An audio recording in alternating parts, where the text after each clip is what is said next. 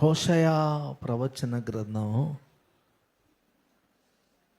11వ అధ్యాయము 7వ వచనం చూడండి. నా జనులు, అబ్బా, దేవుని ప్రజలు డిసైడ్ అయిపోయారట, యెహోవా దేవుడు మనకు వద్దురా బాబు అని. నా జనులు నన్ను విసర్జించవలనని డిసైడ్ అయిపోయారు. ఈ పాస్టర్ గారు మనకు వద్దండి బాబు, ఈ సంఘం మనకొద్దు, ఈ దైవజనుడు మనకొద్దు, ఈ లీడర్ మనకొద్దు, అది దేవుడే మనకొద్దు. ఏం దేవుడు అండి బాబు? ఎన్ని కష్టాలు, ఎన్ని శ్రమలు, ఎన్ని శోధనలు, ఎన్ని పోరాటాలు.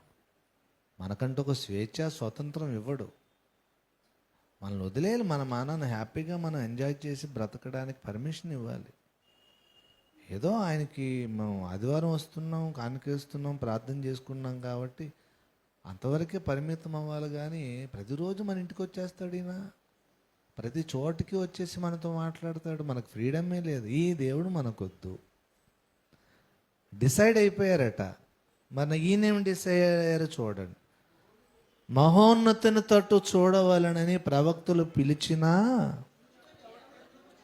అయ్యే బాబు అలా చేయకండి రా, దేవుని దగ్గరికి రండి రా, ప్రార్థనకు రండి, ఆయన తట్టు చూడండి, ఆయన ఆజ్ఞలు పాటించండి అని పిలిచినా ఎవడు యత్నం చేయడు. మరి మీరేం డిసైడ్ అయ్యారు ప్రభువా అని తర్వాత చదవండి. ఎఫ్రాయిము, నేనెందుకు అలా డిసైడ్ అయిపోతాను? నువ్వు నన్ను వదిలేసావని నేను నిన్ను వదిలేస్తానా? నిన్నెట్లు విడిచిపెట్టుదును?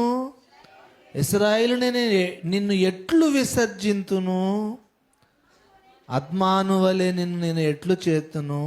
సెబోయిమునకు చేసినట్లు నీకు ఎట్లు చేతును? నా మనస్సు మారినది, నా ఉగ్రతాగ్ని బట్టి నాకు కలిగిన యోచన, నేను మరలా ఎఫ్రాయిమును లయపరచను. నేను మీ మధ్య పరిశుద్ధ దేవుడను కానీ మిమ్మను దహించునంతగా వారు యెహోవా వెంబడి నడిచెదరు. దేవుని మైండ్ చూడండి. కోపం వచ్చేసిందట నా మీద. ఒక్కోసారి ఈయన చంపేద్దాం అనుకున్నాడట.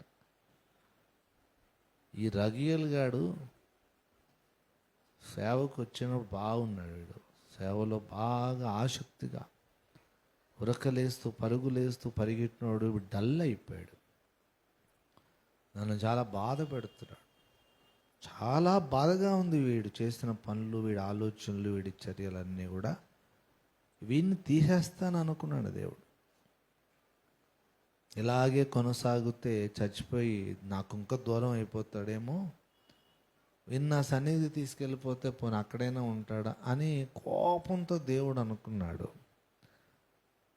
నా దగ్గరికి కత్తి పట్టుకొని వచ్చాడు. ఏదో సిచ్యువేషన్లో నన్ను తీసేయడానికి దేవుడు క్రియేట్ చేశాడు.